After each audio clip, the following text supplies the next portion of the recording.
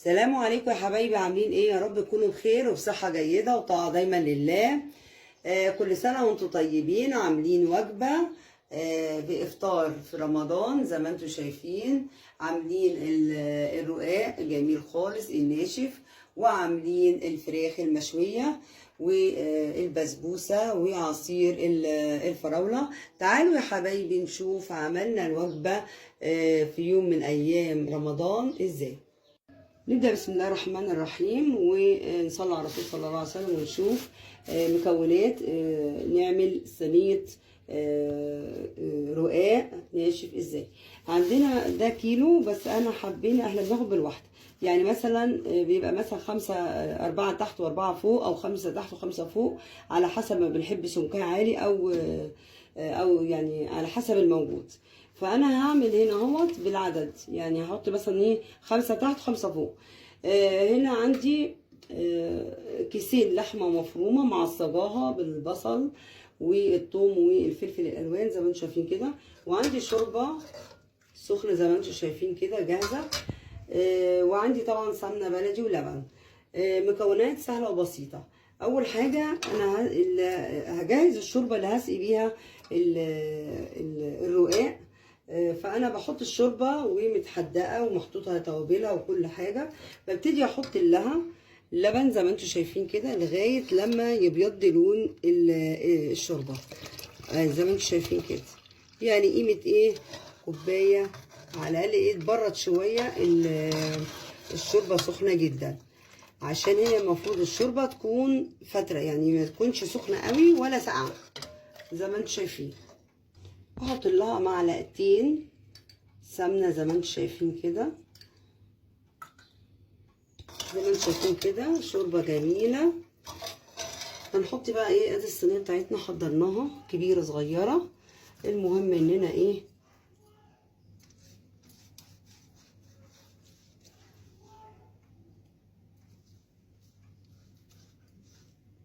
ادي دهنا الصينيه اللي احنا هنعمل فيها، وادي اللحمه مفرومه متعصجه جاهز.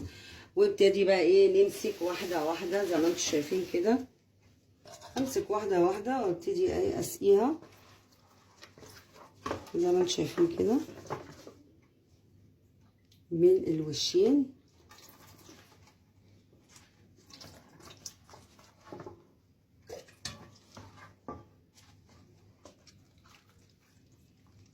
ميه يعني الشوربه بتكون سخنه ما تقدريش تملكيها، تتفرفط منك. ادي لو الصينيه كبيره بتحطي واحده على الجهه دي واحده على الجهه دي وتظبطي اللي ناقص. حطينا 4 على حسب ما الصينيه ما تستوي بارتفاعها. وابتدي بقى ايه احط اللحمه المفرومه المتعصجه، بس ما اجيبهاش على الحرف يعني زي ما انتم شايفين. بحب طبعا انا بحط لها نص كيلو كده. بزود لها يعني زي ما انتم شايفين كده ووزعه زي ما انتم شايفين كده. هنبتدي نعمل بقى ال4 اللي فوق.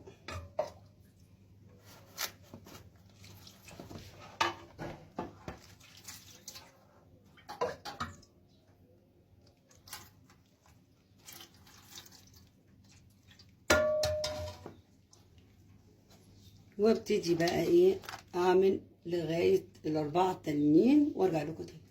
زي ما انتم شايفين كده ابتدي اسقيها من الاطراف عشان ما تبقاش ناشفه. اللي اهم حاجه عندي الاطراف زي ما انتم شايفين كده اهوت.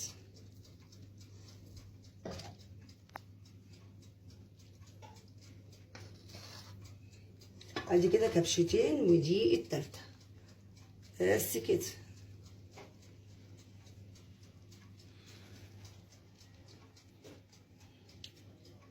زي ما انتم شايفين كده بالسمنه البلدي كده على وشها. وبعد كده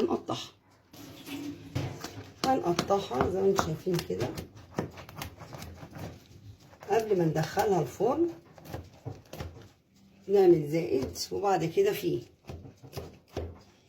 وادي اتقطعت بالشكل ده على زائد وفيه، يبقى كله ايه سمبوكسات كده. هحطها في الفرن زي ما انتم شايفين كده لغايه لما وشها يحمر زي ما انتم شايفين كده. عقبال ما عقبال ما الرقاق يخلص هنعمل الفرخه بتاعتنا متبلينها وشايلينها في الفريزر وبنطلعها. هنعملها يعني هنشويها على البخار، بيبقى صحي جدا وهتشوفوا يعني تجربه جميله. قبل كده عملتها لكم في القناه. هبتدي املى الازازه دي ميه دافيه اهي سخنه، 3/4 الكوبايه الازازه. لازم اسيب ربعها، ما تخافوش عليها انها ايه تطرشق ولا حاجه. هي دي اللي هتسوي الفرخه من الداخل زي ما انتم شايفين كده. ابتدي بقى احط في الصينيه ميه برده سخنه زي ما انتم شايفين كده. احط شرايح ليمون،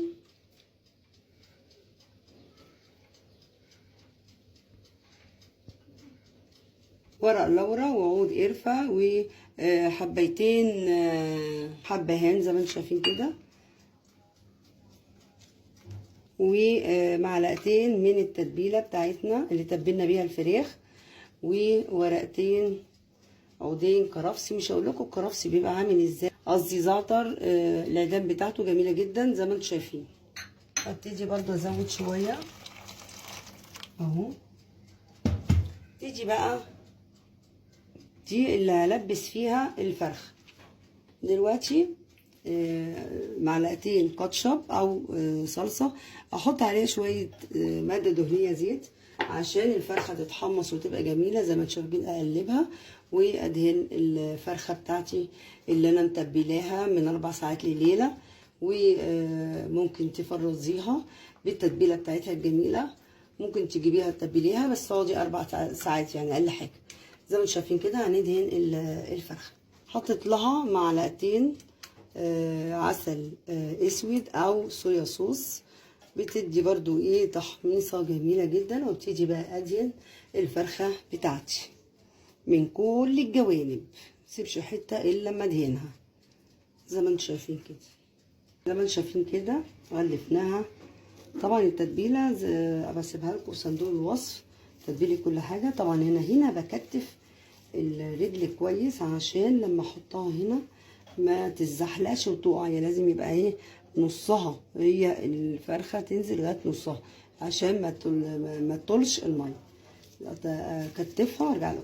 زي ما انتم شايفين كده كتفناها من هنا من الرجلين، وابتدي بقى ادخلها في الازازه زي ما انتم شايفين كده. زي ما انتم شايفين كده ادي الازازه نصها اهو، واصله لغايه نصها ومحكمه، وقمطين على رجليها عشان ما تنزلش. وادي زي ما انتم شايفين كده اهوت. ادي الصينيه احطها بقى في ارضيه الفرن، وكمان ايه اراقبها واحولها كده اهوت، الفها عشان خاطر ايه الفها عشان تحمر من كل جهه. زي ما انتم شايفين كده افضل الفها كده اهوت في الفرن.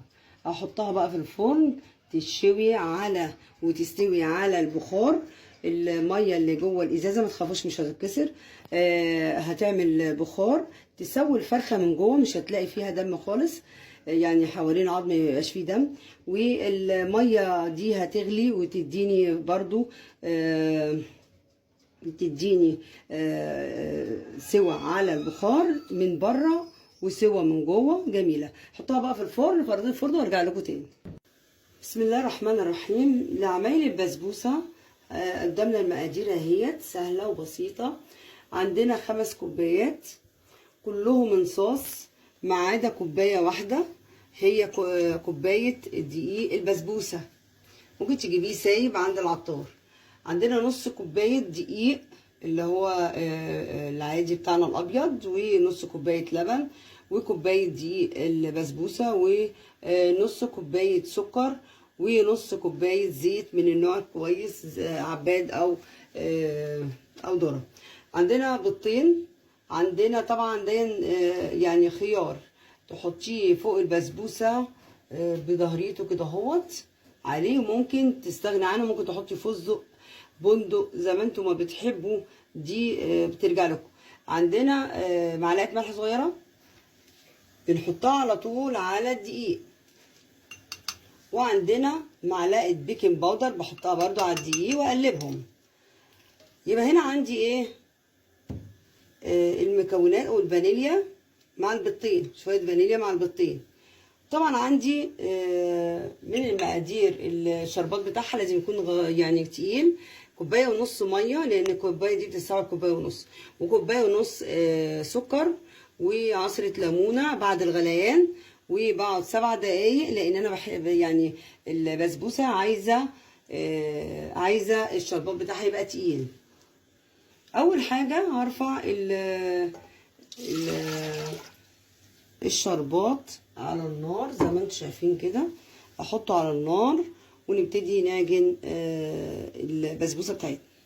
بعد كده بقى هنحط الفانيليا زي ما انتم شايفين كده على البيض. ابتدي احط البيضتين والفانيليا زي ما انتم شايفين كده واقلبهم مع بعض. طبعا البسبوسه اسعارها غاليه جدا بره، يعني بتتباع عند الحلواني غاليه وكده، فبتتعمل في البيت مقادير بسيطه خالص زي ما انتم شايفين كده. طبعا البسبوسه مش عايزه عجن زي الكيكه. اول حاجه هنحط على البيض السكر بتاعنا، وابتدي بقى اقلب.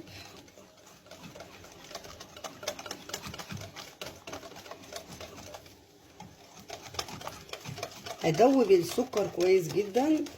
انا بصراحه ضربته في المطحنه عشان يبقى ناعم، عشان ما ياخدش معايا وقت وما يفرصش معايا. زي ما انتم شايفين كده اهوت البيض والفانيليا والسكر. ابتدي بقى احط اللبن وقلبة بسيطه كده اهو، وادي نص كوبايه الزيت ونص كوبايه اللبن. سهله جدا مقاديره خالص. تيجي بقى انا هقلب طبعا بيكنج باودر والملح اللي جوه الدقيق بتاعنا العادي الابيض. ابتدي احط الدقيق زي ما انتم شايفين كده، وادي الدقيق بسيسه الكوبايه الكامله، واقلبهم عادي مجرد ان انا بخلط المكونات مع بعض زي ما انتم شايفين كده. واتاكد ان الدقيق مش مكلكع، بس مش زي الكيكه عايزه يعني ضرب جامد وكده، يا دوبك ببسها بس زي ما انتم شايفين كده اهوت. ادي القوام الناعم الجميل، هو ده القوام اللي احنا عايزينه. ابتدي بقى اشوف الشربات بتاعي اعصر عليه الليمونه. ادي غلي اهو، ابتدي انا اعصر عليه الليمونه زي ما انتم شايفين. واخر حاجه احط الفانيليا بعد ما اطفي عليه زي ما انتم شايفين كده. ابتدي بقى اوزع الزيت في ارضيه البسبوسه زي ما انتم شايفين كده، عشان ما تشيطش ارضيتها. ابتدي بقى اصب البسبوسه فيها.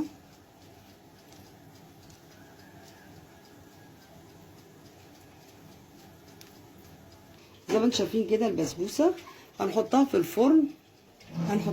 على درجه حراره 180 في الرف الوسطاني. هتستغرق 20 دقيقه. عقبال ما البسبوسه يعني تستوي في الفرن، هنعمل العصير بتاعنا زي ما انتم شايفين كده. هنحط احنا كميه الميه المناسبه زي ما انتم شايفين كده قبل الفراوله بالويم كده قيمه كوبايه او كوبايتين. هنحط بتاعنا العصير بتاعنا يتضرب في الخلاط الفراوله زي ما انتم شايفين. ابتدي بقى احط له عشان يديني حمار، هديله شربات الفراوله زي ما انتم شايفين كده، شربات مركز الفراوله. بنحط له كوبايه ممكن للاستغناء عن السكر والدقيق. لو احتاجتي سكر تحطي معلقه او معلقتين زي ما انتم شايفين كده، بيديني حمار طبيعي وجميل. وممكن تحطي عصير الفراوله البودره، وابتدي اضربهم في الخلاط. لو في نسبه يعني في فراوله بتبقى حمراء من بره وخضراء من جوه، بيضه من جوه، فطبعا الشربات بتاع الفراوله يعادلها ويديني يديها حمار وكمان بديل للسكر.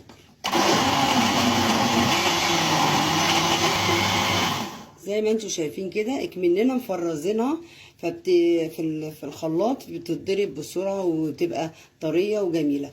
زي ما انتم شايفين كده هنصبها وندوق السكر بتاعها. لو احنا محتاجين محتاجه سكر تاني بحط لها معلقتين سكر على كوبايه الشربات زي ما انتم شايفين اللي احنا حاطينها صغيره. وادي احلى عصير عملناه فريش جميل جدا. تعالوا بقى نسقي البسبوسه طلعت من على الفرن ونسقيها بالشربات زي ما انتم شايفين كده. قعدت 20 دقيقه، ما بتقعدش كتير على النار في الفرن. هحط بقى الفانيليا بتاعتي بعد ما قفلت عليها زي ما انتم شايفين. طبعا هي سخنه والشربات سخن زي ما انتم شايفين كده.